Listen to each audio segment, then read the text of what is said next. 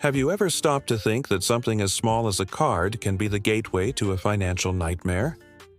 The average credit card debt in the United States grows every month. Many see this small piece of plastic as freedom, status, or practicality. But what starts with miles and a high limit often ends in sleepless nights and a bad credit rating. Is a credit card a powerful tool or a disguised trap? Today, you will find out. Welcome to the 2 Steps to Wealth channel, your space to transform financial information into life wisdom. In today's video, you will understand the behind-the-scenes of credit cards. We will reveal what banks don't tell you, why they seduce so many people, and how to turn them into an ally. Or recognize when it's time to leave this abusive relationship. Stay with me until the end, because the last topic can literally prevent you from wasting years of your life paying off debts. The credit card is presented as the symbol of modern freedom. You go into a store, swipe your card, and that's it. 10 interest-free installments, points, miles, cashback. It seems magical, right? The problem is that this freedom is illusory. The credit card doesn't give you money. It only advances your future and charges absurd interest for it if you don't honor the full payment. It's like getting into a taxi and saying, "You can drive around and I'll figure out how I'm going to pay later." Result: fate ends up being too expensive. And the worst part, you only realize it when you're already in the trap. The card is not freedom. It is, at best, an advance with interest. At worst, it's an illusion that disguises your real financial situation.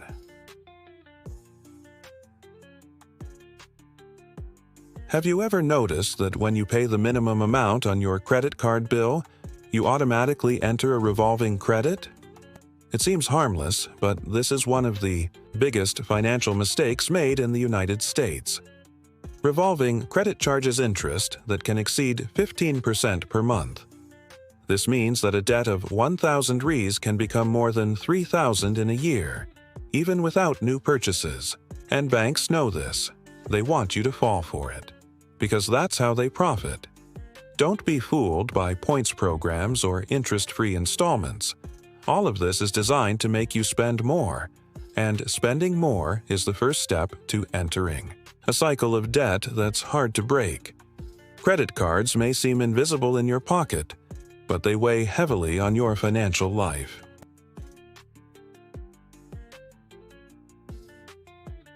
The greatest power of the credit card is not in the interest. It is in your mind. It disconnects you from the real sensation of spending. When we pay in cash, we feel it. When we transfer money to debit, we notice it. But when we swipe our credit card, we don't feel anything until the bill arrives.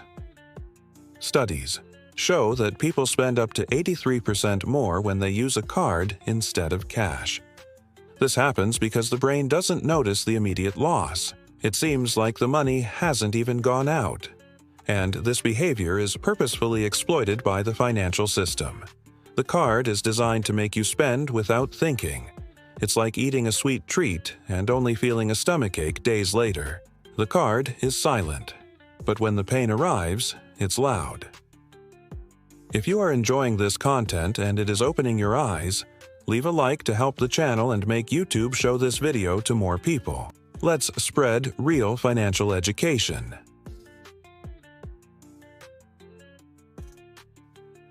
Okay, so far we've only talked about the dark side, but the card can also be a tool. If used wisely, it can give you up to 40 days to pay without interest, protect your purchases, accumulate miles, and offer benefits. But for this, 3 rules are sacred. First, never spend more with the card than you could pay in cash. Second, always pay 100% of the bill. Not 95%, not 98%, 100%. Always. Third, use the benefits to your advantage. Miles are good if you already spend responsibly. Cashback is good if you don't spend just to get a discount. and pay in installments only if the amount is already planned in your budget. The card is like a knife. In the hands of a chef, it prepares a feast. In the hands of those who don't know how to use it, it hurts. The problem is that many people use the card as if it were an extension of their salary, and it isn't. The card is a credit, and credit means future debt. Want to know if you're already falling into the trap? Look at these signs. You often pay only the minimum amount on your bill. You use one bank's card to pay another. You don't know how much you spend per month with it. You've already asked for a credit limit increase even though you're in debt. If you said yes to 2 or more items, red alert. The card is already dominating you, and you need to act before the situation gets out of control. Because the more you put it off, the bigger the bill, and the bigger the damage. Now the good news. You can turn things around. Those who master credit cards do the following. Keep precise control of all expenses, often using a spreadsheet or app. Pay bills using direct debit, so you don't forget. Accumulate points and miles with expenses that were already in the budget. Never make new purchases just because of the card, and above all, have an emergency fund. Because those who have money saved don't depend on credit. When you have control, the card is just a tool. It works for you and not the other way around. In the end, the credit card is not the villain, nor the hero. It is just a tool. And like every tool, what defines the result is who is using it. In the right hands, it creates freedom. In the wrong hands, it creates slavery. So, for you, is the credit card a tool or a trap? If this video opened your mind, subscribe to the 2 Steps to Wealth channel.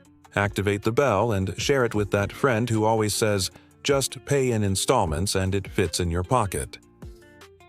In the next videos, we will talk about debts, how to get out of them, and how to start investing with little. See you in the next episode of Your Financial Freedom.